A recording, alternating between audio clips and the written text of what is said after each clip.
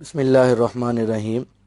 آج ہمارا تفسیر قرآن کورس کا 15واں سبق ہے اور ہم سورہ بقرہ کی آیت نمبر 148 سے شروع کر رہے ہیں۔ وَلِكُلٍّ وِجْهَةٌ هُوَ مُوَلِّيهَا فَاسْتَبِقُوا الْخَيْرَاتِ أَيْنَمَا تَكُونُوا يَأْتِ بِكُمُ اللَّهُ جَمِيعًا إِنَّ اللَّهَ عَلَى كُلِّ شَيْءٍ قَدِيرٌ۔ اور ہر ایک کے لیے ایک جہت ہے، وہ اس کی طرف اپنا رخ کرنے والا ہے، پس سبقت کرو نیکیوں کی طرف، تم جہاں بھی ہوگے تم سب کو اللہ تعالیٰ اکٹھا کر کے لائے گا، بے شک اللہ تعالیٰ ہر چیز پر قدرت رکھتا ہے۔ وَمِنْ حَيْثُ خَرَجْتَ فَوَلِّ وَجْهَكَ شَطْرَ الْمَسْجِدِ الْحَرَامِ وَإِنَّهُ لَلْحَقُّ مِنْ رَبِّكَ وَمَا اللَّهُ بِغَافِلٍ عَمَّا تَعْمَلُونَ۔ اور جس جگہ بھی آپ کہیں نکلیں پس اپنا رخ مسجد حرام کی طرف پھیر دیں، اور بے شک یہ حق ہے آپ کے رب کی طرف سے، اور اللہ تعالیٰ ان کاموں سے غافل نہیں ہے جو تم کرتے ہو۔ وَمِنْ حَيْثُ خَرَجْتَ فَوَلِّ وَجْهَكَ شَطْرَ الْمَسْجِدِ الْحَرَامِ وَحَيْثُ مَا كُنْتُمْ فَوَلُّوا وُجُوهَكُمْ شَطْرَهُ لِئَلَّا يَكُونَ لِلنَّاسِ عَلَيْكُمْ حُجَّةٌ إِلَّا الَّذِينَ ظَلَمُوا مِنْهُمْ فَلَا تَخْشَوْهُمْ وَاخْشَوْنِي وَلِأُتِمَّ نِعْمَتِي عَلَيْكُمْ وَلَعَلَّكُمْ تَهْتَدُونَ۔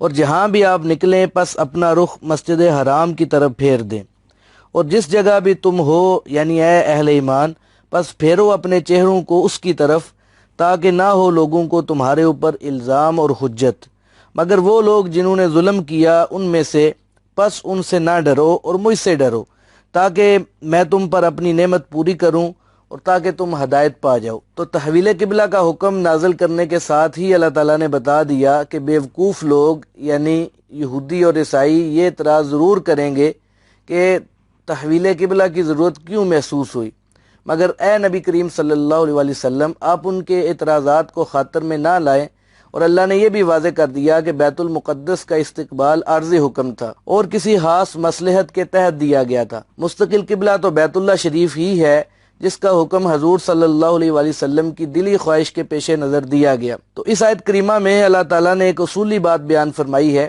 کہ وَلِكُلٍّ وِجْهَةٌ هُوَ مُوَلِّيهَا، یعنی ہر امت کے لیے ایک جہت ہوتی ہے جس کی طرف وہ رخ کرتے ہیں۔ دنیا میں کوئی امت ایسی نہیں ہوگی جس کی جہت مقرر نہ ہو۔ تو اب یہ جہت صحیح بھی ہو سکتی ہے، غلط بھی ہو سکتی ہے اور محرف بھی ہو سکتی ہے، لیکن ہر امت کا قبلہ ضرور مقرر ہے۔ اور پھر آخری امت کے لیے اللہ تعالیٰ نے بیت اللہ شریف کو قبلہ مقرر فرمایا ہے۔ جب یہ ایک اصول موجود ہے تو پھر اہل کتاب کو مسلمانوں کے قبلے پر اعتراض کا کوئی حق نہیں ہونا چاہیے۔ ایسا کرنا جو ہے سخت ناانصافی کے مترادف ہے۔ یہاں پر اس بات کی وضاحت بھی کر دی کہ استقبال قبلہ اللہ تعالیٰ کے احکامات میں سے ایک حکم ہے، تو فرمایا کہ اصل اور بنیادی چیز نیکی ہے، فاستبقوا الخیرات، لہذا نیکیوں کی طرف سبقت کرو، یعنی زیادہ سے زیادہ نیکیاں حاصل کرنے کی کوشش کرو۔ اینما تکونوا، تم جہاں بھی ہوگے، یأتی بکم اللہ جمیعا، اللہ تعالیٰ تم سب کو اکٹھا کر لے گا، اور پھر آخرت میں بھی سب کو اکٹھا کر کے سب کا محاسبہ کرے گا۔ یہ تو بات کی بات ہے، اللہ تعالیٰ نے دنیا میں بھی بیت اللہ کو قبلہ مقرر کر کے سب کا رخ ادھر مقرر کر دیا اور سب کو اس پر جمع کر دیا۔ فرمایا کہ آگے چل کر نیکی ہی تمہارے کام آئے گی، لہذا تم نیکی میں سبقت کرو۔ حضور صلی اللہ علیہ وسلم نے حضرت علی رضی اللہ عنہ کو فرمایا تھا کہ اے علی، 3 چیزوں میں تاخیر نہ کرو، یعنی نماز کا وقت ہو جائے تو پڑھنے میں تاخیر نہ کرو، اور جب جنازہ تیار ہو جائے تو جلدی پڑھو، اس میں تاخیر نہ کرو، اور جب بے نکاح مرد یا عورت کا ہمسر مل جائے تو نکاح میں تاخیر نہ کرو۔ یہ سب نیکی میں سبقت کرنے والی باتیں ہیں۔ تو فرمایا کہ جس طرح اللہ تعالیٰ نے دنیا میں سب کو ایک قبلے پر اکٹھا کیا ہے، اسی طرح آخرت میں بھی سب کو جمع کرے گا، اور یہ اس کے لیے قطعاً محال نہیں ہے، کیونکہ ان اللہ علی کل شیء قدیر، اللہ تعالیٰ ہر چیز پر قدرت رکھنے والا ہے۔ اگلی 2 آیات میں استقبال قبلہ کا حکم 3 دفعہ دیا گیا ہے۔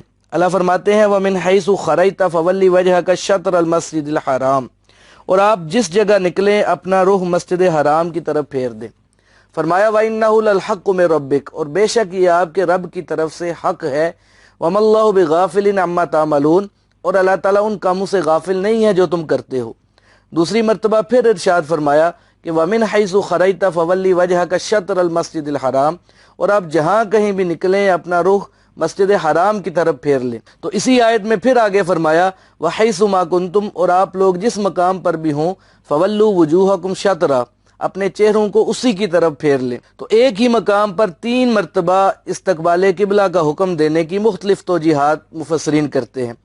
بعض فرماتے ہیں کہ استقبال قبلہ کا پہلا حکم ان لوگوں کے لیے ہے جو حدود حرم کے اندر رہتے ہیں، اور دوسرا حکم ان کے لیے ہے جو عرب کے اندر رہتے ہیں، اور مفسرین فرماتے ہیں کہ تیسرا حکم عرب کے علاوہ باقی ساری دنیا کے رہنے والوں کے لیے نازل ہوا ہے۔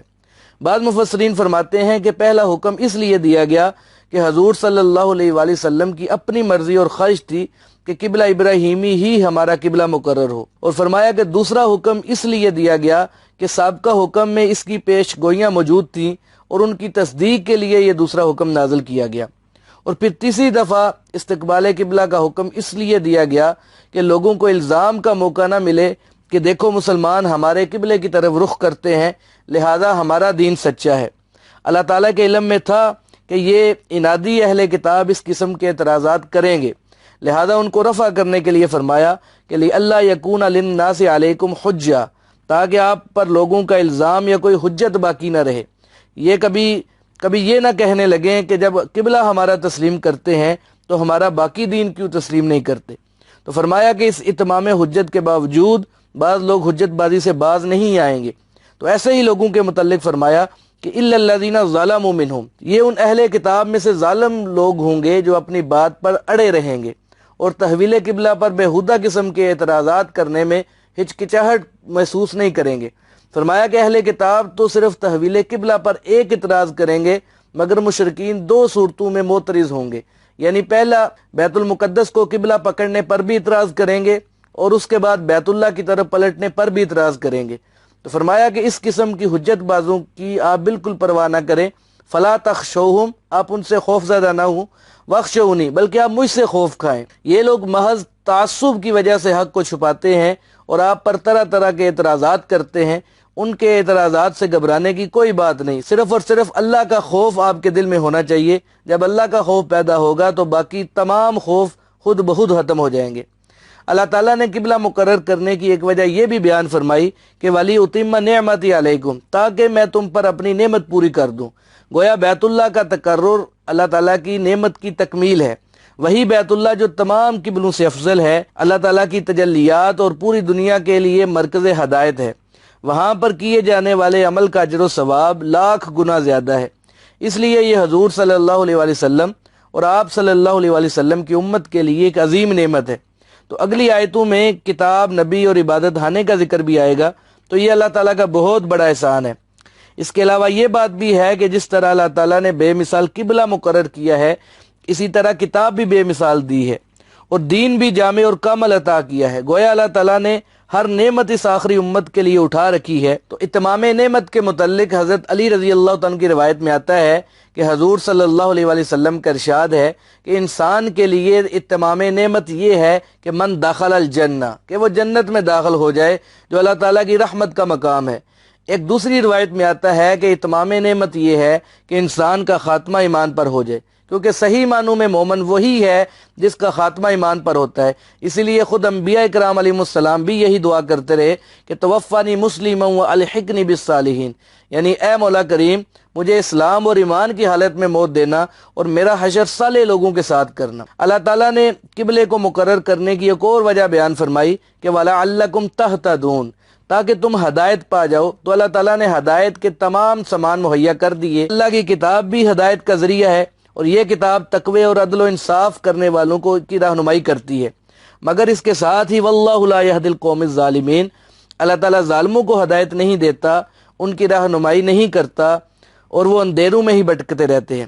تو جس طرح بعض دوسری چیزیں ذریعہ ہدایت ہیں، اسی طرح قبلے کو بھی اللہ تعالیٰ نے ہدایت کا ذریعہ بتایا، وَلَعَلَّكُمْ تَهْتَدُونَ، تاکہ تم ہدایت پا جاؤ۔ آگے فرمایا کہ کما ارسلنا فیکم رسولا منکم یتلو علیکم آیاتنا وَيُزَكِّيكُمْ وَيُعَلِّمُكُمُ الْكِتَابَ وَالْحِكْمَةَ وَيُعَلِّمُكُمْ مَا لَمْ تَكُونُوا تَعْلَمُونَ، جس طرح کہ ہم نے تم میں سے تمہارے درمیان ایک رسول بھیجا جو تم پر ہماری آیتیں پڑھتا ہے اور تم کو پاک کرتا ہے اور تم کو کتاب اور حکمت سکھاتا ہے اور تمہیں وہ سکھاتا ہے جو تم نہیں جانتے تھے۔ فَاذْكُرُونِي أَذْكُرْكُمْ وَاشْكُرُوا لِي وَلَا تَكْفُرُونَ، پس مجھے یاد کرو میں تم کو یاد رکھوں گا، اور میرا شکریہ ادا کرو تم ناشکر گزار نہ بنو۔ تو فرمایا کہ کما ارسلنا فیکم رسولا منکم، جس طرح ہم نے تم میں سے تمہاری طرف ایک رسول بھیجا ہے، یعنی جس طرح ہم نے بیت اللہ کو قبلہ مقرر کر کے تم کو فضیلت بخشی اور اتمام نعمت کیا، اسی طرح ہم نے تمہاری طرف عظیم الشان رسول بھیج کر تم پر احسان کیا اور اپنی نعمت کو کامل بنایا۔ رسول کا بھیجنا اللہ کے بہت بڑے انعامات میں سے ہے۔ دوسری جگہ قرآن پاک نے حضور صلی اللہ علیہ وآلہ وسلم کے وجود مبارک کو نعمت سے تعبیر کیا ہے۔ اللہ فرماتے ہیں الم تر الی الذین بدلوا نعمت اللہ کفرا، کہ آپ نے قریش مکہ اور مشرکین عرب کو نہیں دیکھا جنہوں نے اللہ تعالیٰ کے انعام کی ناقدری کی، گویا نعمت کو کفر کے ساتھ تبدیل کیا۔ تو فرمایا کہ یہ کون سا رسول ہے؟ یہ ایسا رسول ہے یتلو علیکم آیاتنا، جو تمہارے سامنے ہماری آیات پڑھتا ہے۔ اور لفظ، یہ جو آیت کا لفظ ہے، اس کے مختلف معنی ہوتے ہیں۔ اس سے مراد معجزہ، نشانی، حکم یا فرمان بھی ہوتا ہے۔ تو مقصد یہ ہے کہ ہمارا مبعوث کردہ رسول ہماری آیات یعنی ہمارا کلام جو بذریعہ وحی نازل ہوتا ہے وہ پڑھ کر سناتا ہے۔ وَيُزَكِّيكُمْ، اور تمہارا تزکیہ کرتا ہے، یعنی پاک صاف کرتا ہے، رذیل اور گندے اعتقادات سے بچا کر تمہارے اندر اچھے اخلاق، اچھے اعمال اور اچھے عقائد قائم کرتا ہے۔ یہ ایسا عظیم الشان رسول ہے جو تلاوت و تزکیے کے ساتھ ساتھ وَيُعَلِّمُكُمُ الْكِتَابَ وَالْحِكْمَةَ، تمہیں کتاب اور حکمت کی تعلیم بھی دیتا ہے۔ تو اس تعلیم کا ذکر ابراہیم علیہ السلام کی دعا میں بھی پیچھے آ چکا ہے۔ وہاں بھی انہوں نے یہی دعا کی تھی کہ اے ہمارے رب، اس امت مسلمہ میں ایسا رسول بھیج جو انہیں کتاب اور حکمت کی تعلیم دے اور ان کا تزکیہ کرے۔ تو فرمایا کہ کتاب اور حکمت کی تعلیم کے علاوہ ہمارا رسول وَيُعَلِّمُكُم مَّا لَمْ تَكُونُوا تَعْلَمُونَ، تمہیں وہ چیزیں بھی سکھاتا ہے جو تم نہیں جانتے تھے۔ مثلا لوگ وضو اور طہارت کا طریقہ نہیں جانتے تھے، اللہ تعالیٰ نے انہیں حضور صلی اللہ علیہ وآلہ وسلم کی تعلیم کے ذریعے سکھایا۔ لوگ غسل جنابت کے طریقے سے ناواقف تھے، انہیں رکعات کی تعداد کا علم نہیں تھا، نماز اور دیگر عبادات کا طریقہ معلوم نہیں تھا، حلال و حرام کی تمیز نہیں تھی۔ یہ ساری چیزیں اللہ تعالیٰ نے حضور صلی اللہ علیہ وآلہ وسلم کے ذریعے اس امت کو سکھائیں۔ تو اسی کو فرمایا کہ ہمارا رسول تمہیں وہ چیزیں سکھاتا ہے جو تمہارے علم میں نہیں تھی۔ حضرت جعفر رضی اللہ تعالیٰ کی روایت میں آتا ہے کہ جب کچھ مسلمان قریش مکہ کی اظہار رسانیوں سے تنگ آ کر حبشے کی طرف ہجرت کر گئے اور کفار نے وہاں بھی مسلمانوں کا پیچھا کیا، تو حضرت جعفر رضی اللہ تعالیٰ عنہ نے نجاشی کے دربار میں جو تقریر کی اس کا لب لباب یہ تھا کہ اے بادشاہ، ہم بت پرستی کرتے تھے، ہمارے اندر ہر قسم کی برائیاں موجود تھیں، حلال اور حرام کی تمیز نہیں کرتے تھے، ظلم و جبر کرنے کے عادی ہو چکے تھے، حق اور انصاف کے تقاضوں سے ناآشنا تھے۔ اللہ تعالیٰ نے ہم میں نبی آخر الزمان مبعوث فرما کر سب سے پہلا حکم یہ دیا کہ خدا کے ساتھ شرک نہ کرو، بت پرستی سے باز آ جاؤ، صرف اسی وحدہ لا شریک کی عبادت کرو، حلال اور حرام میں تمیز پیدا کرو، کسی کو ظلم کا نشانہ نہ بناؤ۔ اللہ کے نبی نے ہمیں عبادت کا صحیح طریقہ سکھایا، تہذیب و تمدن کے اصول بتلائے اور معیشت کے نکات سمجھائے۔ آپ صلی اللہ علیہ وآلہ وسلم نے عقائد کی اصلاح کے اصول بھی بتائے اور پھر پیش آنے والے واقعات کو بھی بیان فرمایا۔ مثلا یہ کہ مرنے کے بعد کیا ہوگا، قبر کی زندگی، قیامت کو دوبارہ جی اٹھنا، پل صراط سے گزرنا اور آخر میں محاسبے کی منزل، میزان عدل کا قیام اور پھر اللہ رب العزت کا آخری فیصلہ۔ یہ ساری باتیں کس نے بتائی ہیں؟ یہ ساری باتیں اللہ تعالیٰ نے ہمیں حضور صلی اللہ علیہ وآلہ وسلم کے ذریعے ہی بتائی ہیں۔ اس لیے فرمایا کہ وَيُعَلِّمُكُم مَّا لَمْ تَكُونُوا تَعْلَمُونَ، یہ رسول تمہیں وہ چیزیں سکھاتا ہے جن کا تمہیں علم نہیں ہے۔ آگے فرمایا کہ جب میں نے اتنے بڑے بڑے انعامات تم پر کیے ہیں تو پھر تمہارا بھی فرض ہے کہ فَاذْكُرُونِي، تم مجھے یاد کرو۔ گویا یہاں سے تہذیب کا باب شروع ہوتا ہے۔ پہلے اللہ تعالیٰ نے بنی اسرائیل کی قباحتیں بیان کی، پھر ملت ابراہیمی کی بنیاد کا ذکر کیا، خانہ کعبہ کے مرکز ہدایت ہونے کا بیان کیا، پیغمبر صلی اللہ علیہ وآلہ وسلم کا ذکر ہوا، کتاب کا بیان آیا، اور اب یہاں سے تہذیب اخلاق یا تہذیب نفس کے احکامات شروع ہوتے ہیں جن کی بدولت انسان میں تہذیب اور شائستگی پیدا ہوتی ہے۔ تو اس ضمن میں اس مقام پر 2 اصول بیان ہوئے ہیں اور باقی 3 اصول اگلے رکوع میں بیان ہوں گے۔ تہذیب نفس کا پہلا اصول جو یہاں بیان ہوا ہے وہ ذکر الہی ہے۔ گویا کہ ہمارا نصاب تعلیم اللہ کے ذکر سے شروع ہوتا ہے۔ یہ ذکر زبان، عمل، قلب اور روح کے ذریعے ہوتا ہے۔ ذکر کا جو عام فہم طریقہ ہے وہ زبان کے ذریعے ہے کہ انسان زبان کے ساتھ اللہ تعالیٰ کی حمد و ثنا بیان کرتا ہے، اس کی تعریف و توصیف کرتا ہے، تلاوت کلام پاک کرتا ہے۔ یہ سب ذکر کی زبانی صورتیں ہیں۔ ایک صحابی نے حضور صلی اللہ علیہ وآلہ وسلم کی خدمت میں عرض کیا کہ حضور کون سا عمل افضل ہے؟ تو حضور صلی اللہ علیہ وآلہ وسلم نے فرمایا تمہاری زبان ہمیشہ اللہ کے ذکر سے تر رہنی چاہیے۔ تو ایک دوسری روایت میں فرمایا کہ افضل عمل ایمان باللہ ہے، کہیں فرمایا کہ نماز سب سے افضل عمل ہے، کہیں فرمایا کہ جہاد فی سبیل اللہ افضل ہے۔ ذکر الہی ایسی عبادت ہے جس کی کوئی حد نہیں ہے۔ نماز، روزہ، جہاد وغیرہ ساری عبادتیں محدود ہیں، مگر ذکر الہی غیر محدود ہے۔ اس لیے فرمایا کہ اذکروا اللہ ذکرا کثیرا، اللہ تعالیٰ کو کثرت سے یاد کرو۔ ایک اور روایت کے اندر آتا ہے کہ اللہ تعالیٰ کو اس قدر کثرت سے یاد کرو، ذکر الہی میں اتنے محو ہو جاؤ کہ لوگ تمہیں دیوانہ کہنے لگے۔ پھر ذکر الہی کا صلہ یہ ملے گا کہ لعلکم تفلحون، تم فلاح پا جاؤ گے۔ تو ذکر الہی کثرت سے کرنا چاہیے، اس کی کوئی بھی حد مقرر نہیں ہے۔ تو فرمایا کہ فاذکرونی اذکرکم، تم مجھے یاد کرو میں تمہیں یاد رکھوں گا، یعنی میں تمہیں اس ذکر کی بدولت اجر و ثواب عطا کرتا رہوں گا، تقرب اپنا نصیب کرتا رہوں گا۔ حدیث کے اندر آتا ہے کہ حضور صلی اللہ علیہ وآلہ وسلم نے فرمایا کہ اللہ فرماتا ہے کہ جو شخص مجھے اپنے جی میں یاد کرے گا میں بھی اس کو اپنے جی میں یاد کروں گا۔ جس کو اللہ جل شانہ اپنے جی میں یاد کرے، اس کی عظمت اور فوقیت کس قدر قابل رشک ہوگی۔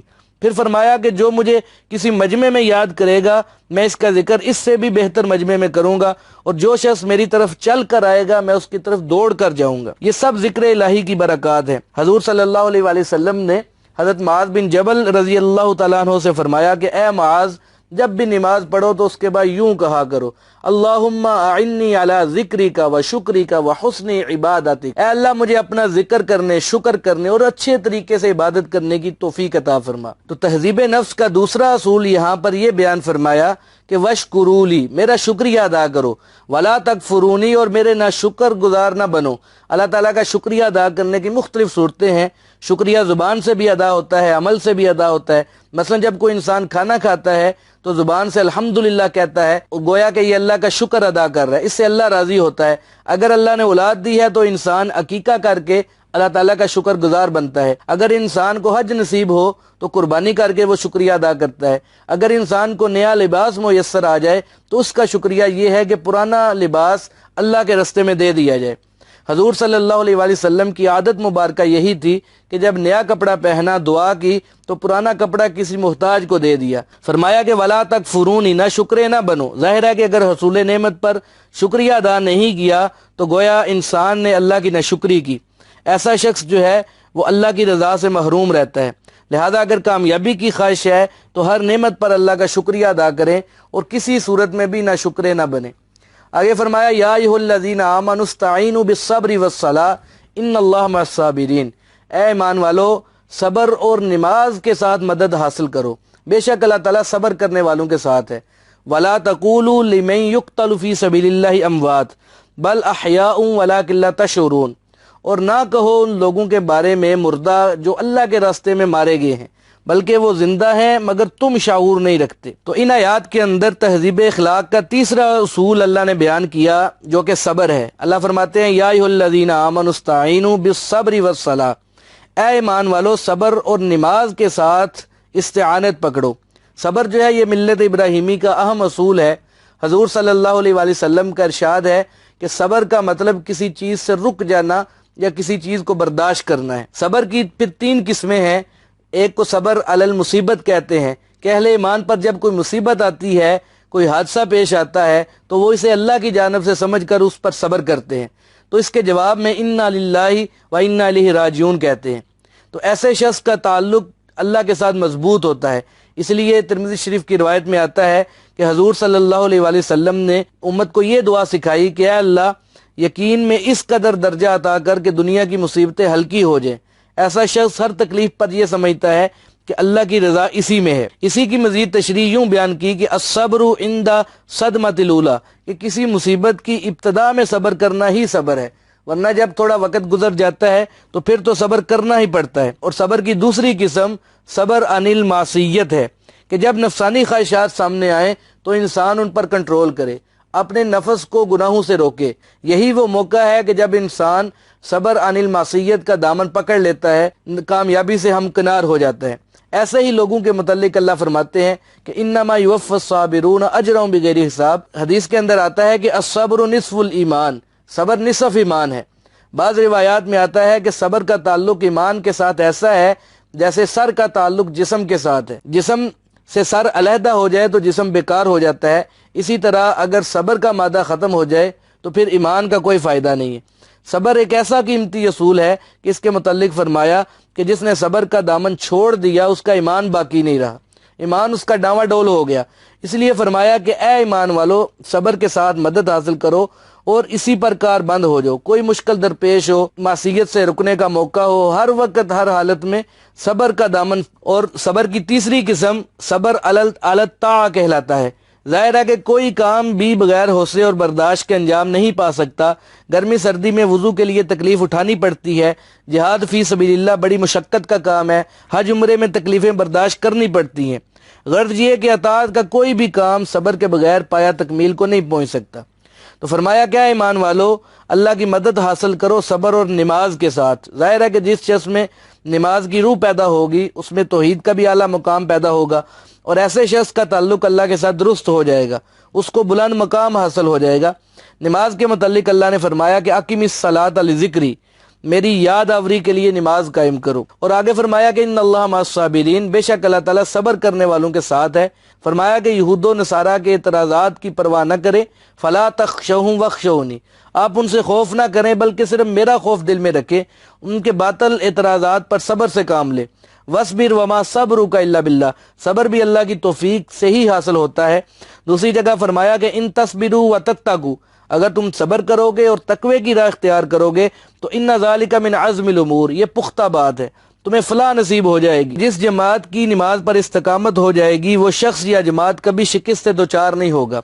اسی طرح جب دشمن سے ٹکر لینے کا موقع آئے گا تو جذبہ جہاد کام آئے گا، اور اس موقع پر اگر جان بھی چلی جائے تو انسان فنا نہیں ہوتا بلکہ اسے دائمی حیات نصیب ہوتی ہے۔ اس لیے فرمایا کہ وَلَا تَقُولُوا لِمَن يُقْتَلُ فِي سَبِيلِ اللَّهِ أَمْوَاتٌ، اللہ کے رستے میں جان دینے والوں کو مردہ نہ کہو، بل احیاء، بلکہ وہ زندہ ہیں۔ اس میں شک نہیں کہ ان کا ظاہری جسم تو مر جاتا ہے، ان کی مادی حیات ختم ہو جاتی ہے، مگر شہید کو اگلے جہان میں اعلیٰ تر زندگی حاصل ہوتی ہے، انہیں انبیاء علیہ السلام جیسی اعلیٰ زندگی نصیب ہوتی ہے۔ دنیا کی زندگی تو بہرحال ختم ہو جانے والی ہے، یہ تو مصائب کی زندگی ہے، لیکن اس کے مقابلے میں شہید کو جو زندگی حاصل ہوتی ہے وہ نہایت فائق اور اعلیٰ تر ہوتی ہے۔ اور آگے فرمایا کہ وَلَٰكِن لَا تَشْعُرُونَ، اے لوگو تم شہداء کی زندگی کا شعور نہیں رکھتے۔ وجہ کیا ہے کہ انہیں جو دائمی زندگی حاصل ہوئی ہے وہ اس جہان سے الگ ایک دوسرا جہان ہے جو تمہارے فہم اور ادراک سے بالا تر ہے۔ تم اس مادی جہان کی چیزوں سے واقف ہو، اس کی اشیاء دیکھ سکتے ہو، کان سے سن سکتے ہو، عقل سے سمجھ سکتے ہو، مگر اگلے جہان کی چیزوں کو نہ تم دیکھ سکتے ہو، نہ تمہارے کان اس کے سننے کی تاب لا سکتے ہیں، اور نہ ہی تمہاری عقل انہیں سمجھ سکتی ہے۔ امام غزالی رحمۃ اللہ علیہ فرماتے ہیں، لوگ کہتے ہیں کہ عذاب قبر سمجھ میں نہیں آتا، حالانکہ یہ آنکھ اس قابل نہیں ہے کہ عالم ملکوت کی چیزوں کو دیکھ سکے۔ یہ تمام چیزیں اگلے جہان میں موجود ہیں مگر ہمیں نظر نہیں آتی، ان کا ادراک ہمیں وہاں پہنچ کر ہی ہوگا۔ اب تو ہمیں صرف آسمان نظر آتا ہے، مگر قیامت والے دن اوپر کی تمام اشیاء نظر آنے لگیں گی اور تمام پردے کھول دیے جائیں گے، عرش الہی بھی نظر آ جائے گا، جن اور فرشتے بھی نظر آئیں گے۔ اس لیے فرمایا کہ تمہاری مادی نظریں اور دماغ اگلے جہان کی چیزوں کے ادراک کا شعور نہیں رکھتے۔ آگے اللہ فرماتے ہیں وَلَنَبْلُوَنَّكُمْ بِشَيْءٍ مِّنَ الْخَوْفِ وَالْجُوعِ وَنَقْصٍ مِّنَ الْأَمْوَالِ وَالْأَنفُسِ وَالثَّمَرَاتِ وَبَشِّرِ الصَّابِرِينَ، اور البتہ ہم ضرور تم کو آزمائیں گے کچھ خوف سے، بھوک سے، مالوں سے، جانوں سے اور پھلوں کے گھاٹے سے، اور آپ صبر کرنے والوں کو خوشخبری سنا دیں۔ الذین اذا اصابتهم مصیبۃ قالوا انا للہ وانا الیہ راجعون، اور وہ لوگ جب ان کو کوئی مصیبت پہنچتی ہے تو وہ کہتے ہیں کہ بے شک ہم اللہ کے لیے ہیں اور بے شک ہم اسی کی طرف لوٹ کر جانے والے ہیں۔ اولئک علیہم صلوات من ربہم ورحمہ واولئک هم المہتدون، یہی لوگ ہیں کہ ان پر عنایتیں ہیں ان کے رب کی طرف سے اور مہربانی ہے، اور یہی لوگ ہیں ہدایت پانے والے۔ تو فرمایا کہ وَلَنَبْلُوَنَّكُمْ بِشَيْءٍ، ہم تمہیں کسی نہ کسی چیز سے ضرور آزمائیں گے۔ وہ کون سی چیزیں اور کون سے ذرائع ہیں جن سے آزمائش ہوتی ہے؟ تو فرمایا من الخوف، ہم تمہیں خوف کے ذریعے آزمائیں گے، یعنی تم پر خوف طاری کر دیں گے جس سے انسان مصیبت میں مبتلا ہو جائے گا۔ خوف ایک ایسی چیز ہے جس کی موجودگی میں زندگی کا کاروبار ٹھپ ہو کر رہ جاتا ہے۔ جنگ کے موقع پر ہی دیکھ لیں کہ دھیان ہر وقت اسی طرف رہتا ہے، کہیں گولہ باری کا خطرہ ہو، کہیں حملے ہو رہے ہوں، سائرن بج رہے ہوں، لوگ پناہ گاہوں کی طرف دوڑ رہے ہوں، سارا سکون زندگی کا ختم ہو جاتا ہے۔ دوسرا فرمایا والجوع، آزمائش کا دوسرا ذریعہ بھوک ہے۔ انسانی زندگی کا انحصار اس کی خوراک پر ہے۔ غذا کا حصول انسان کا طبعی اور فطری حق ہے، اور انسانوں کے علاوہ جو باقی حیوانات ہیں، کیڑے مکوڑے ہیں، چرند پرند ہیں، خشکی اور پانی کے تمام جاندار جو ہیں، ان کی زندگی بھی خوراک سے وابستہ ہے۔ حتیٰ کہ انبیاء علیہ السلام جیسی مقدس ترین ہستیوں کے متعلق بھی اللہ نے فرمایا کہ وما جعلناہم جسدا لا یاکلون الطعام، ہم نے انبیاء کے جسم بھی ایسے نہیں بنائے جنہیں غذا کی ضرورت نہ ہو، بلکہ وہ بھی کھانا کھاتے تھے، ان کو بھی بھوک کا احساس ہوتا تھا، تو بھوک کی وجہ سے بعض اوقات وہ مضطرب بھی ہو جاتے تھے۔ غزوہ خندق کے موقع پر خود حضور صلی اللہ علیہ وآلہ وسلم نے بھوک کی وجہ سے پیٹ پر پتھر باندھے تھے۔ صحابہ کرام رضوان اللہ علیہ مجمعین فرماتے ہیں کہ بھوک کی وجہ سے ہم نے حضور صلی اللہ علیہ وآلہ وسلم کو بے چین ہوتے ہوئے بھی دیکھا ہے۔ بعض اوقات بھوک کا اتنا غلبہ ہوتا کہ سیدھے بیٹھ بھی نہ سکتے تھے، بلکہ ٹیک لگانی پڑتی تھی۔ تو چونکہ خوراک ہر جاندار کے لیے لازمی ہے، لہذا اس کے بغیر اس کا اضطرار بھی ضروری ہے۔ تو اللہ نے فرمایا کہ بسا اوقات ہم انسان کی خوراک کو روک کر اور بھوک میں مبتلا کر کے اس کی آزمائش کرتے ہیں۔ تو آزمائش کی تیسری صورت کے متعلق فرمایا کہ وَنَقْصٍ مِّنَ الْأَمْوَالِ وَالْأَنفُسِ، یعنی مال اور جان کا نقصان کر کے ہم انسان کی آزمائش کرتے ہیں۔ آزمائش کا چوتھا ذریعہ اللہ نے فرمایا وَالثَّمَرَاتِ، کہ بعض اوقات پھلوں میں کمی کے ذریعے بھی اللہ آزمائش کرتے ہیں۔ کسی سال فصلوں میں غلہ یا درختوں پر پھل زیادہ آتا ہے، کسی سال کم آتا ہے، اور کسی سال بالکل بھی نہیں آتا۔ غلہ اور پھلوں کی فراوانی یا کمی اللہ کے قبضہ قدرت میں ہے، لہذا یہ بھی آزمائش کا ذریعہ ہے۔ امام شافعی رحمۃ اللہ علیہ فرماتے ہیں کہ خوف سے مراد دشمن کا خوف ہے، اور بھوک سے مراد اختیاری بھوک یعنی عبادت، ریاضت اور روزے کا حکم ہے، اور مال و جان کی کمی سے مراد راس المال کی کمی ہے جس کے ذریعے انسان کام کاج کرتا ہے۔ آپ فرماتے ہیں کہ پھلوں میں کمی سے مراد انسانی اولاد میں کمی ہے۔ تو اللہ تعالیٰ نے ان مختلف قسم کی آزمائشوں کا ذکر فرمایا، اور مقصود اس سے یہ ہے کہ ان آزمائشوں پر پورا اترنا، یعنی ہر مصیبت پر صبر اور شکر کا دامن تھامے رکھنا ہی انسانیت کی معراج ہے۔ تو ایسے ہی لوگوں کے متعلق جو صبر کرتے ہیں ان مصیبتوں کے اوپر، تو اللہ ان کے متعلق فرماتے ہیں کہ وَبَشِّرِ الصَّابِرِينَ، ایسے صبر اور شکر کرنے والے لوگوں کو خوشخبری سنا دو کہ فلاح اور کامیابی ان کے مقدر میں ہو چکی ہے۔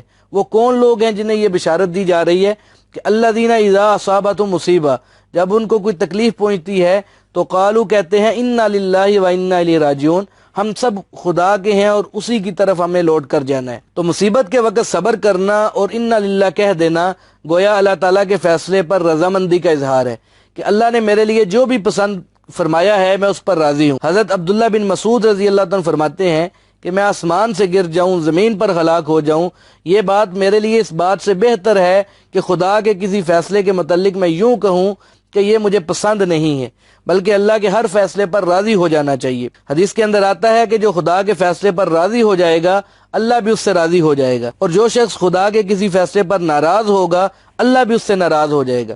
تو ظاہر ہے کہ جس شخص سے اللہ ناراض ہوگا اس کا حشر کیا ہوگا۔ تو فرمایا کہ صبر کرنے والے اور اللہ کی رضا پر راضی ہونے والے لوگوں کا صلہ یہ ہے کہ اولئک علیہم صلوات من ربہم ورحمہ، ایسے ہی لوگ ہیں جن پر اللہ کی عنایتیں اور مہربانی ہے۔ واولئک هم المہتدون، اور یہی لوگ ہدایت یافتہ ہیں، انہیں یہ مقام اس لیے حاصل ہوتا ہے کہ وہ صراط مستقیم کے راہی ہوتے ہیں اور اسی سیدھے رستے پر چل کر اعلیٰ مقام حاصل کرتے ہیں۔ آگے اللہ فرماتے ہیں ان الصفا والمروۃ من شعائر اللہ فمن حج البیت واعتمر فلا جناح علیہ ان یطوف بہما فمن تطوع خیرا فان اللہ شاکر علیم، کہ بے شک صفا اور مروہ اللہ کی نشانیوں میں سے ہیں، پس جس شخص نے بیت اللہ شریف کا حج کیا یا عمرہ کیا اس پر کوئی گناہ نہیں ہے کہ وہ ان دونوں کا طواف کرے، اور جس شخص نے خوشی سے نیکی کا کام کیا تو بے شک اللہ تعالیٰ قدردان ہے اور سب کچھ جاننے والا ہے۔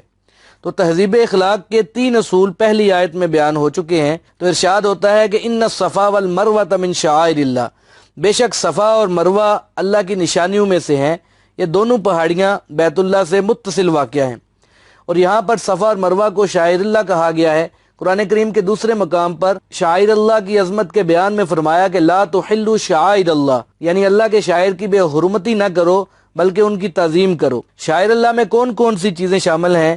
عید الاضحیٰ ہے، عید الفطر ہے، جمعہ ہے، ایام تشریق ہیں، اقامت ہے، ختنہ ہے، نماز باجماعت ہے، اور صفا مروہ کی سعی ہے، یہ سارے شاعر اللہ کے اندر داخل ہیں۔ قرآن پاک میں اللہ فرماتے ہیں کہ وَمَن يُعَظِّمْ شَعَائِرَ اللَّهِ فَإِنَّهَا مِن تَقْوَى الْقُلُوبِ، یعنی اللہ کے شاعر کی، اللہ کی نشانیوں کی تعظیم کرنا دلوں کے تقوی کی بنا پر ہے۔ جس کے دل میں خدا کا تقوی ہوگا وہی اللہ کی نشانیوں کی تعظیم کرے گا۔ امام ابن جریر رحمۃ اللہ علیہ نے حضرت قتادہ سے یہ روایت نقل کی ہے کہ صفا اور مروہ کے درمیان دوڑنا حضرت ابراہیم علیہ السلام اور حضرت اسماعیل علیہ السلام کی سنت ہے۔ امام حاکم نے بیان کیا ہے کہ صفا اور مروہ کی سعی حضرت اسماعیل علیہ السلام کی والدہ کی میراث ہے، ان سے یہ چیز بطور وراثت کے منتقل نقل ہوتی چلی آ رہی ہے۔ حضرت حاجرہ رضی اللہ عنہا پہلی شخصیت ہیں جنہوں نے صفا اور مروہ کے درمیان سعی کی۔ ام المومنین حضرت عائشہ رضی اللہ عنہ کی روایت سے معلوم ہوتا ہے کہ حضور صلی اللہ علیہ وآلہ وسلم نے فرمایا کہ بیت اللہ کا طواف، صفا مروہ کی سعی اور رمی اللہ کے ذکر کی اقامت کے لیے ہے۔ طواف تو بجائے خود نماز کی طرح ہے، کیونکہ حضور صلی اللہ علیہ وآلہ وسلم کا ارشاد گرامی ہے کہ بیت اللہ شریف کے گرد طواف کرنا نماز کی طرح ہے۔ فرق صرف اتنا ہے کہ نماز کے دوران گفتگو کی اجازت نہیں ہوتی، جبکہ طواف کے دوران حسب ضرورت بات چیت بھی کی جا سکتی ہے، لیکن بہتر یہ ہے کہ کلام سے اجتناب کیا جائے اور اللہ کے ذکر میں ہی اپنا دل لگانا چاہیے۔ حضرت عبداللہ بن مسعود رضی اللہ عنہ سے روایت ہے کہ جب حضرت موسیٰ علیہ السلام حج کے لیے آتے تو صفا اور مروہ کے درمیان لبیک پکارتے ہوئے دوڑتے تو اللہ کی طرف سے بھی لبیک عبدی کی آواز سنتے۔ اللہ تعالیٰ ارشاد فرماتے کہ تمہاری پکار پر میں بھی موجود ہوں۔ سعی کی اور بھی دعائیں منقول ہیں جن میں لا الہ الا اللہ ہے، اس کے علاوہ ایمان میں ثابت قدمی کی دعا ہے، یعنی اللہم انی اسألوک کما ہدیتنی للایمان اللہ تنزع منی حتی توفنی علی ذالک۔ اے اللہ، جس طرح تو نے مجھے ایمان اور اسلام کی طرف ہدایت فرمائی ہے، میں تو اسے التجا کرتا ہوں کہ اسے مجھ سے نہ چھیننا یہاں تک کہ میری موت آ جائے۔ صفا کی یہ وہی پہاڑی ہے جس پر چڑھ کر حضور صلی اللہ علیہ وآلہ وسلم نے قریش کو دعوت توحید دی تھی۔ عربوں میں یہ طریقہ رائج تھا کہ کسی سخت خطرے کے وقت بلند جگہ پر چڑھ کر دشمن آ گیا ہے، دشمن آ گیا ہے، اس طرح نعرے لگاتے، تو لہذا سب لوگ اکٹھے ہو جاتے۔ پھر ایسا ہی ہوتا تھا کہ حضور صلی اللہ علیہ وآلہ وسلم نے بھی صفا پر چڑھ کر یہی نعرہ لگایا، قوم کے لوگ اکٹھے ہو گئے کہ کوئی خطرے کی بات ہوگی، تو جب سارے لوگ آ گئے تو آپ صلی اللہ علیہ وآلہ وسلم نے فرمایا کہ اگر میں تم سے یوں کہوں کہ صبح کے وقت اس پہاڑ کے پیچھے سے تمہارا دشمن حملہ آور ہو رہا ہے تو کیا تم میری بات کو تسلیم کرو گے؟ تو سب نے بیک زبان ہو کر کہا تھا کہ ہم نے کبھی آپ پر جھوٹ کا تجربہ نہیں کیا، آپ ہمیشہ سچ بولتے ہیں۔ اس پر آپ صلی اللہ علیہ وآلہ وسلم نے فرمایا کہ انی نذیر لکم، اے لوگو میں تم کو اس بات سے ڈرانے کے لیے آیا ہوں کہ تم پر سخت عذاب آنے والا ہے، اگر اس سے بچنا چاہتے ہو تو میری بات مان لو، قولوا لا الہ الا اللہ، کلمہ طیبہ کا اقرار کر لو، فلاح پا جاؤ گے۔ تو ان لوگوں میں حضور صلی اللہ علیہ وسلم کے چچا ابو لہب بھی تھے، تو وہ اس بات سے بڑے غصے میں ہوئے اور کہا کہ اے محمد، آپ کے لیے نعوذ باللہ ہلاکت ہو۔ کیا اس لیے یہاں پہ جمع کیا تھا؟ ہم تو سمجھے تھے کہ کوئی خاص بات ہوگی، مگر آپ نے ہمیں ایسی بات بتا دی۔ تو فتح مکہ کے دن بھی آپ اسی صفحہ پر کھڑے ہوئے اور فرمایا کہ اللہ کا لاکھ لاکھ شکر ہے جس نے اپنا وعدہ پورا کیا، اپنے بندے کی مدد فرمائی، اور اس وحدہ لا شریک نے اکیلے ہی ان سب کو شکست دی۔ تو یہاں پر اللہ کے وعدے سے مراد وہی وعدہ ہے جب مشرکین مکہ حضور صلی اللہ علیہ وآلہ وسلم کو طرح طرح کی تکلیف پہنچاتے تھے اور آپ کو مکے میں رہنے نہیں دیتے تھے، تو اللہ تعالیٰ نے وعدہ فرمایا کہ یہ مکہ ایک دن فتح ہوگا اور سب لوگ مغلوب ہو جائیں گے۔ تو بیت اللہ شریف حضرت ابراہیم علیہ السلام نے تعمیر کیا تھا، اور وہی ابراہیم علیہ السلام جنہوں نے بت خانے کے تمام بتوں کو پاش پاش کیا تھا، مگر انہی کے نام نہاد پیروکار یعنی مشرکین مکہ نے اسی کعبہ شریف میں جگہ جگہ بت رکھے ہوئے تھے۔ تو خانہ کعبہ کے سامنے بت تھے، اس کی دیواروں پر بت تھے، آب زمزم کے پاس بت رکھے ہوئے تھے، صفا اور مروہ پر بت رکھے ہوئے تھے۔ تو مشرکین نے ہر چیز کو بگاڑ دیا تھا۔ مشہور روایت کے مطابق صفا اور مروہ پر جو بت رکھے ہوئے تھے ان میں اصاف مرد کا بت تھا، اور وہ صفا پہاڑی پر تھا، اور نائلہ عورت کا بھی بت تھا، وہ مروہ پر رکھا ہوا تھا۔ یہ دونوں جو ہے وہ مشرک تھے، اور انہوں نے خانہ کعبہ میں برائی کا ارتکاب کیا تھا، جس کے نتیجے میں اللہ تعالیٰ نے پتھر کی صورت میں مسخ کر دیا تھا۔ تو لوگوں نے ان پتھروں کو اٹھا کر باہر رکھ دیا تاکہ لوگ عبرت حاصل کریں کہ برائی کا نتیجہ کیا ہوتا ہے۔ تو وقت گزرنے کے ساتھ ساتھ ان بتوں کی پوجا ہونے لگی اور یہ لوگوں کے معبود بن گئے۔ پھر لوگوں نے ان میں سے ایک کو صفا پر رکھ دیا، دوسرے کو مروہ پر رکھ دیا۔ تو جب اسلام کا دور آیا تو مسلمانوں کو صفا اور مروہ کی سعی کرنے میں ہچکچاہٹ محسوس ہوئی۔ ان کا خیال تھا کہ یہ سعی شاید ان بتوں کی وجہ سے ہو۔ تو اس دور میں اس سے ملتی جلتی اور بھی مثالیں موجود تھیں کہ مثلا اوس اور خزرج قبیلے کے لوگ جب حج کے لیے آتے تھے تو منات نامی بت کے نام پر احرام مدینے سے باندھتے تھے، تو یہ بت کسی بزرگ کے نام سے موسوم تھا اور سمندر کے کنارے وہ رکھا ہوا تھا۔ تو یہ لوگ خانہ کعبہ کا طواف تو کرتے تھے مگر صفا مروہ کی سعی نہیں کرتے تھے۔ تو اس قسم کے نظریات اس وقت موجود تھے۔ تو مسلمانوں کے اس شک کو دور کرنے کے لیے قرآن پاک نے فرمایا کہ ان الصفا والمروہ من شعائر اللہ، صفا اور مروہ تو اللہ کی نشانیوں میں سے ہیں اور یہ قدیم سلسلے سے منسلک ہے۔ ان کے درمیان دوڑنا ان بتوں کی تعظیم کے لیے نہیں ہے، بلکہ یہ دوڑنا تو محض اللہ کی رضا کے لیے ہے۔ تو پھر ان بتوں کو وہاں سے ہٹا دیا گیا اور خطہ عرب کے تمام بتوں کو توڑ دیا گیا، بیت اللہ شریف کو ان کی نجاست سے پاک اور صاف کر دیا گیا، اور اس طرح اسلام کے مرکز سے ایک دفعہ پھر توحید کی صدا بلند ہونے لگی۔ اس لیے فرمایا کہ صفا اور مروہ اللہ کے شعائر میں سے ہیں۔ فمن حج البیت او اعتمر، جو کوئی حج یا عمرہ کرے، فلا جناح علیہ، اس پر کوئی بھی حرج نہیں ہے کہ ان یطوف بہما، کہ ان دونوں کا طواف کرے۔ سعی جو ہے وہ احکام حج میں سے ہے اور قدیم سنت ہے۔ فرمایا کہ ومن تطوع خیرا، جس نے خوشی سے نیکی کا کام کیا، فإن اللہ شاکر علیم، تو اللہ تعالیٰ قدردان ہے اور جاننے والا ہے۔ آگے فرمایا کہ ان الذین یکتمون ما انزلنا من البینات والہدی من بعد ما بیناہ للناس فی الکتاب اولئک یلعنہم اللہ ویلعنہم اللاعنون، تحقیق کہ وہ لوگ جو اس چیز کو چھپاتے ہیں جس کو ہم نے واضح باتوں اور ہدایت کے ساتھ اتارا ہے، بعد اس کے کہ ہم نے اسے لوگوں کے لیے کتاب میں بیان کر دیا ہے، یہی وہ لوگ ہیں جن پر اللہ لعنت کرتا ہے، اور دوسرے لعنت کرنے والے بھی لعنت کرتے ہیں۔ الا الذین تابوا واصلحوا وبینوا فاولئک اتوب علیہم وانا التواب الرحیم، مگر جن لوگوں نے توبہ کر لی اور اپنے آپ کو سنوار لیا اور انہوں نے بیان کیا، پس یہی وہ لوگ ہیں جن پر میں رجوع کرتا ہوں اور میں رجوع کرنے والا مہربان ہوں۔ ان الذین کفروا وماتوا وهم کفار اولئک علیہم لعنت اللہ والملائکۃ والناس اجمعین، بے شک وہ لوگ جنہوں نے کفر کیا اور مر گئے ایسی حالت میں کہ وہ کفر کرنے والے تھے، پس یہی وہ لوگ ہیں جن پر اللہ کی، فرشتوں کی اور تمام لوگوں کی لعنت ہے۔ خالدین فیہا لا یخفف عنہم العذاب ولا هم ینظرون، اور وہ اس میں ہمیشہ رہیں گے، ان کے عذاب میں کمی نہیں کی جائے گی اور نہ ہی ان کو مہلت دی جائے گی۔ وَإِلَٰهُكُمْ إِلَٰهٌ وَاحِدٌ لَا إِلَٰهَ إِلَّا هُوَ الرَّحْمَٰنُ الرَّحِيمُ، اور تمہارا معبود برحق ایک ہی معبود ہے، اس کے سوا کوئی معبود نہیں ہے، وہ بڑا مہربان ہے، نہایت رحم کرنے والا ہے۔ تو کتمان حق کی بیماری صرف یہودیوں تک ہی محدود نہیں تھی، بلکہ اللہ تعالیٰ نے یہاں پر عام قانون کے طور پر اعلان فرمایا کہ ان الذین یکتمون ما انزلنا من البینات والہدی، جو لوگ بھی اللہ کی واضح باتوں اور ہدایت کو چھپاتے ہیں، من بعد ما بیناہ للناس فی الکتاب، اس کے بعد کہ ہم نے اسے کتاب میں وضاحت سے بیان کر دیا ہے، تو اولئک یلعنہم اللہ ویلعنہم اللاعنون، یہی وہ لوگ ہیں جن پر اللہ کی بھی لعنت ہے اور دیگر لعنت کرنے والوں کی بھی لعنت ہے۔ تو ظاہر ہے کہ ان الذین میں تمام لوگ شامل ہیں جو اس آیت کے مصداق ہیں۔ تو حدیث کے اندر حضور صلی اللہ علیہ وآلہ وسلم کا ارشاد گرامی ہے کہ من سئل علما، جسے کوئی علم کی بات پوچھی گئی جسے وہ جانتا ہے، مثلا کسی عقیدے سے متعلق سوال ہے یا حلال حرام سے متعلق کوئی بات پوچھی گئی، تو فکتمہ، تو صاحب علم شخص نے اسے چھپا دیا، معاملے کو ظاہر نہ کیا یا اس کی صحیح طرح وضاحت نہ کی، تو حضور صلی اللہ علیہ وآلہ وسلم نے فرمایا کہ قیامت کے دن اسے آگ کی لگام پہنائی جائے گی، چونکہ دنیا میں اس شخص نے اپنی زبان سے حق کو ظاہر نہیں کیا تھا، اس لیے قیامت کے دن اس کے منہ میں آگ کی لگام ڈالی جائے گی، اتنی سخت سزا دی جائے گی جو حق کو چھپاتا ہے۔ تو اس آیت میں اللہ تعالیٰ نے دو چیزوں کو یعنی بینات کو اور ہدایت کو بیان کیا ہے۔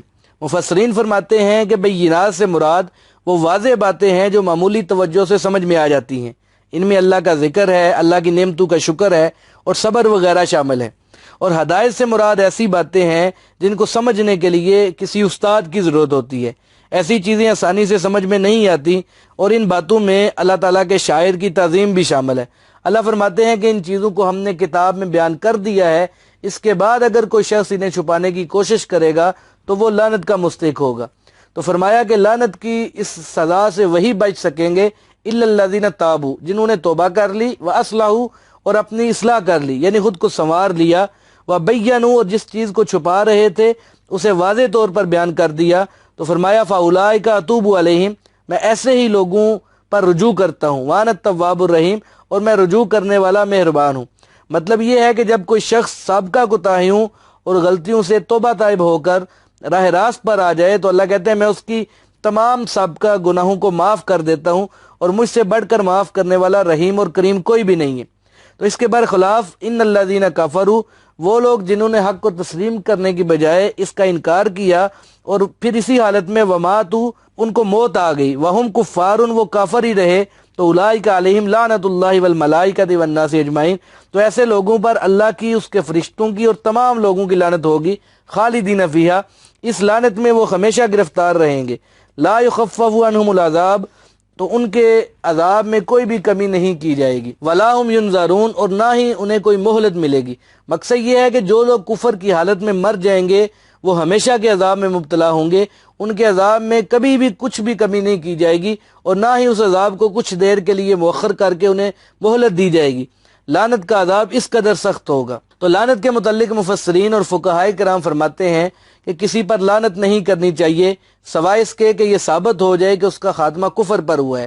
کسی کافر پر بھی اس کی زندگی میں لعنت نہیں کرنی چاہیے، کیونکہ ممکن ہے کہ وہ موت سے پہلے توبہ طائب ہو جائے، اور ابلیس پر لعنت کرنا جائز ہے کیونکہ اس کا کفر معلوم ہے۔ تو فرمایا کہ حقیقت یہ ہے کہ وَإِلَٰهُكُمْ إِلَٰهٌ وَاحِدٌ، تمہارا معبود صرف ایک ہی معبود ہے اور کوئی اور معبود حق نہیں ہے، لہذا عبادت صرف اسی کی کرو، کفر اور شرک سے باز آ جاؤ۔ آگے فرمایا لا الہ الا ہو، اس کے سوا کوئی اور معبود نہیں ہے، اور وہ ایسا معبود ہے کہ الرحمن الرحیم، جو رحمان بھی ہے اور رحیم بھی ہے۔ رحمان سے مراد بے حد مہربان ہے، اس کا بڑا فیضان ہے، اور رحیم سے مراد خصوصی رحمت کرنے والا ہے۔ اہل ایمان کے لیے خصوصی رحمت کا اظہار قیامت والے دن ہوگا۔ تو یہ بڑی اہم آیت ہے، آپ صلی اللہ علیہ وآلہ وسلم کا فرمان ہے کہ ان دو آیتوں میں اسم اعظم ہے، یعنی وَإِلَٰهُكُمْ إِلَٰهٌ وَاحِدٌ لا الہ الا هو الرحمن الرحیم، اور الف لام میم اللہ لا الہ الا هو الحی القیوم۔ اسم اعظم اللہ جل شانہ کا وہ اسم پاک ہے جس کی خاصیت یہ ہے کہ جب اس نام کے ساتھ اسے پکارا جائے تو وہ بندے کی دعا کو سنتا ہے اور اسے قبول کرتا ہے۔